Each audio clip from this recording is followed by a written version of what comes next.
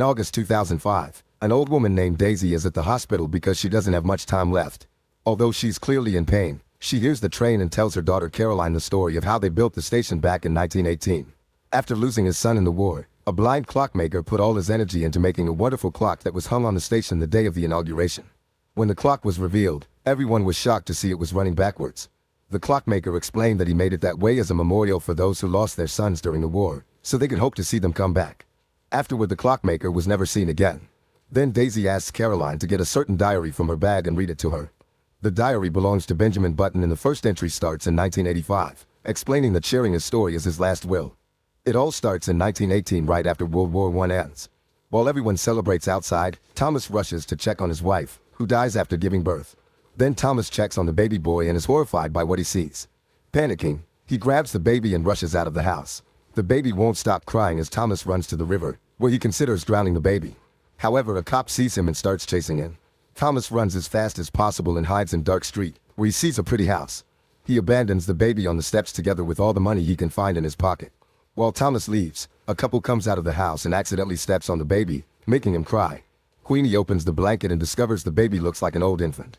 Her boyfriend thinks they should go to the police, but Queenie picks the baby up and takes him to her room, hiding him in her drawer.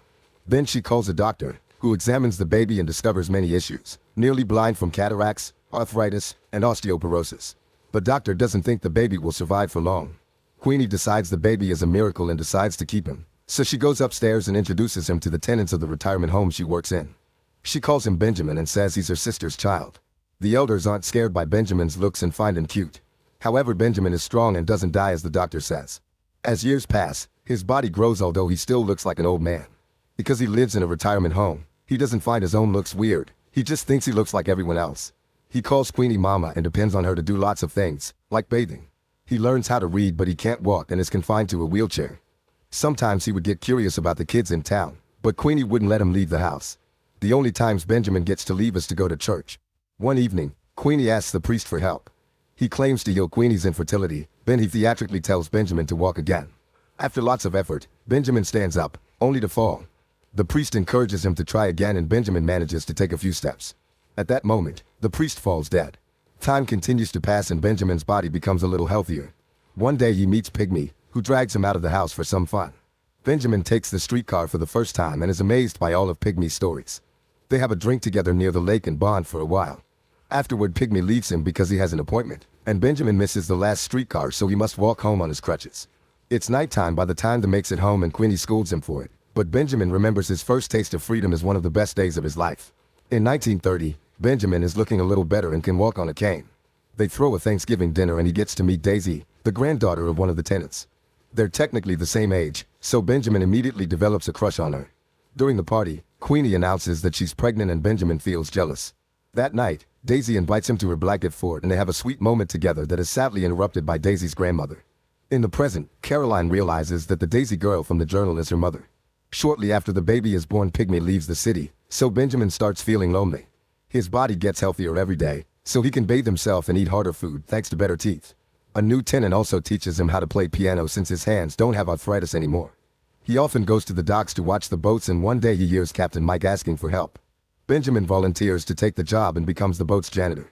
It's a menial job, but Benjamin loves it. He quickly befriends Mike, who freaks out when he hears that Benjamin has never been with a woman, thinking he's very old. Mike takes him to a naughty house and shows off his tattoos while sharing stories of his youth, involving one with wonderful hummingbirds. The working ladies find Benjamin's appearance disgusting, but one of them agrees to give him his first time. Benjamin shocks her by revealing the figure of a teenager and even wears her out. He promises to come see her often, and on his way out, he's seen by Thomas. On the street, Thomas approaches Benjamin and offers him a ride. They end up going to a bar and Benjamin has his first taste of alcohol. They drink and talk until the bar closes. Then Thomas drives Benjamin home. Queenie scolds him again and Benjamin pukes through his first hangover. Sometime later, while a tenant is cutting his hair, she comments on how he appears to have more hair now. Benjamin concludes he's actually becoming younger every day. Whenever Daisy comes to visit her grandmother, Benjamin spends time with her. One morning he takes her to the boat and convinces Mike to take them on a ride. They have a great time and watch a cruise ship pass by, prompting Daisy to wish she could be on a ship like that. In 1936, Benjamin is 17 and decides it's time to leave home. After he shares a heartfelt goodbye with Queenie, Daisy makes him promise he'll always write to her. Benjamin takes a job in Mike's tugboat, and in the present, Caroline finds all the postcards he sent to Daisy through the years. Benjamin travels from harbor to harbor all over the world and befriends the crew, who become like a family to him. He also feels stronger and younger by the day. He often gets letters from Daisy, who is studying in New York to become a ballet dancer. In 1941, the boat gets hit by a heavy snowstorm as they arrive in northern Russia. They go to a bar and Benjamin sees people fighting, concluding drunkards are the same everywhere. At the hotel, Benjamin takes the elevator and meets Elizabeth, an Englishwoman unhappily married to a spy. As days pass in Russia, the cold makes it hard for Benjamin to sleep, and one night he comes downstairs to find Elizabeth, so they share some tea. Elizabeth shares all kinds of stories about the places she's visited and they stay up late just chatting. They start meeting every night to talk, growing closer. In the present, Caroline finds a postcard in which Benjamin says he fell in love, and Daisy remembers the heartbreak she felt when she got that postcard at school. As nights pass, Elizabeth introduces Benjamin to all kinds of new experiences like caviar and vodka.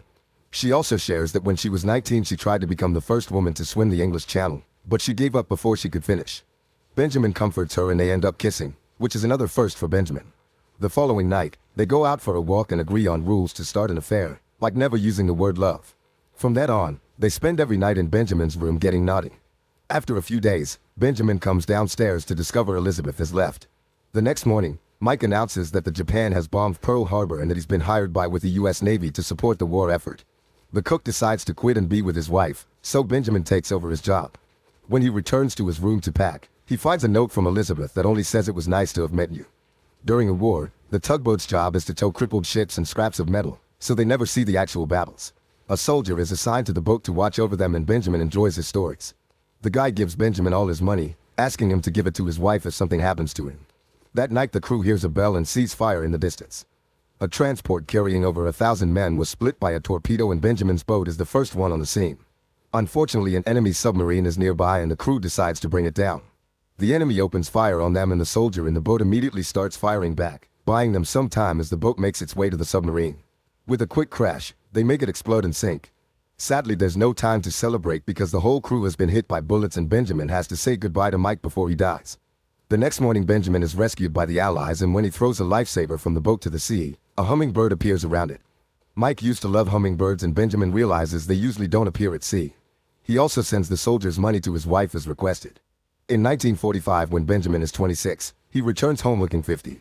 He reunites with Queenie and gets to see his sister as a teenager. Unfortunately, he also learns that his mom's boyfriend died a few months ago. Benjamin begins living there again and plays the piano for the elders, recognizing a few old faces. One morning Daisy, who is now a young woman, comes to visit her grandmother, and at first she doesn't recognize Benjamin. When she finally does, she runs to hug him and scolds him because he stopped writing. They reminisce over the old times and decide to go to dinner together. During a whole meal, Daisy keeps on talking and Benjamin realizes their worlds are very different now. He's also surprised she smokes. Then they go to the lake and Daisy shows off her dance moves before kissing Benjamin, inviting him to do the dirty. Benjamin feels confused and turns her down, so Daisy soon returns to New York. As weeks pass, Benjamin keeps getting younger and stronger. One night Thomas comes to see him while walking with a crutch because of an infection in his foot. The men go to dinner and Thomas admits he's sick, so he doesn't have much time left. Afterward, Thomas takes Benjamin to his button factory and shows him around before finally confessing he's his father. He apologizes for abandoning him and shows him a picture of the family at his home, explaining what happened to his mom. Thomas wants to leave everything to Benjamin before dying, but Benjamin can barely deal with this news and leaves. After thinking a lot about it and hearing Queenie's complaints, Benjamin decides to go back to Thomas and they visit the lake. They watch the water together and find peace with their past before Thomas dies. Queenie goes with Benjamin to the funeral and he assures her she's still his mom. In 1947, using Thomas' money, Benjamin travels to New York to see Daisy at the theater and is very moved by her performance. After the play is over, he goes backstage and Daisy is very shocked to see him. She behaves very awkwardly and turns down his invitation to dinner, but she invites him to come out with her friends. At the dance club, Benjamin can't stand seeing Daisy with her new boyfriend and leaves. Daisy goes after him and explains she couldn't stop her life just because he came, and Benjamin lets her go. In the present, Daisy explains that Benjamin had visited to tell her about his father and she had been so wrapped up in her own world that she failed him. She also reveals that she was the first American to be invited to dance with the Bolshoi Ballet. Afterward, Daisy joins a ballet company in Paris but still thinks about Benjamin, who still helps around the retirement home. One day he receives an urgent letter telling him Daisy has been hit by a taxi. Benjamin immediately flies to Paris to visit Daisy at the hospital. The car crushed Daisy's right leg, meaning her dancing career is over. Daisy notices Benjamin now looks young and handsome, even perfect. She feels ashamed of being seen like this and asks him to stay out of her life. Benjamin leaves the hospital but stays in Paris for a while to look out for her. In the present, Daisy admits she never knew that. Eventually, Benjamin leaves Paris and decides to go sailing on Thomas' boat. He never forgets about Daisy, but he still has fun nights with a bunch of other women. He also gets a bike and goes on long rides on his own. In 1962, Daisy appears at Queenie's to see him. They share a hug, and after catching up, they finally have their first time together without being weird because they look the same age. Afterward, they start traveling together, enjoying a wonderful life in each other's company. When they finally return home, Benjamin is devastated to hear that Queenie died. They attend her funeral for a final goodbye, then the couple decides it's time to start over. Benjamin sells Thomas' house and buys a duplex for their new life. They have lots of fun working together to build something that belongs to them and enjoy watching the Beatles on TV for the first time. Their neighbor is a physical therapist and Daisy takes the advice to start going to the pool. However, seeing other women's perfect girls make her upset. Benjamin is there for her and eventually she decides she needs to drop the self-pity, so she opens a dance studio and teaches little girls. One evening, Benjamin visits her at the studio and Daisy drops big news. She's pregnant. Benjamin has mixed feeling about the idea because he's afraid the baby will be like him and that he won't be able to be a good father considering his de-aging. One evening at a dinner, Benjamin sees on TV that Elizabeth, now 68, has become the oldest woman to swim the English Channel. A few months later, Daisy gives birth to a healthy baby and names her Caroline after Benjamin's birth mother. In the present, Caroline realizes Benjamin is her real father and Daisy remarried after Benjamin. Upset, Caroline rushes out of the room to have a smoke, but a nurse scolds her and sends her back. Baby Caroline grows strong and healthy, but Benjamin is still worried about becoming a kid and asks Daisy to get a proper father for Caroline when the time comes. He even wants to leave before Caroline can remember him, not to break her heart. Daisy protests, but Benjamin points out she can't raise both of them. After Caroline's first birthday, Benjamin sells all of Thomas' properties and puts the money in a savings account for Caroline. Then he leaves in the middle of the night without saying a word. In the present, Caroline finds postcards from Benjamin addressed to her for every single birthday, apologizing for not being there for her. Benjamin starts traveling the world, taking odd jobs here and there to enjoy life as much as he can. One night, Benjamin comes to the dancing studio looking like a man in his 20s. Daisy pretends he's an old friend in front of Caroline, who doesn't recognize him. The moment is interrupted by Daisy's new husband, who is polite but senses the awkwardness, so he takes Caroline away. Daisy notices how young Benjamin looks and admits he was right. She couldn't have raised two teenagers. Then she leaves with her family, saying goodbye to Benjamin for supposedly the last time. However, Daisy shows up at his hotel later and they share one last naughty night. In the present, Caroline realizes she did meet Benjamin, remembering that night. This is also the last thing he wrote. On the TV, the news announced Hurricane Katrina is approaching the area. The nurse tells Caroline they can choose to evacuate, but Caroline chooses to stay because she knows Daisy won't survive for long. Daisy continues the story, saying that shortly after Caroline's new dad died, she receives an important phone call. She goes to Queenie's house, which is still a retirement home being managed by her daughter. It turns out Child Protective Services has found Benjamin living in an abandoned building in New Orleans, and in his journal they've found Daisy's name and address. When Benjamin's sister says she's fine with him staying there, Daisy hears the piano and goes to check, finding Benjamin as a child.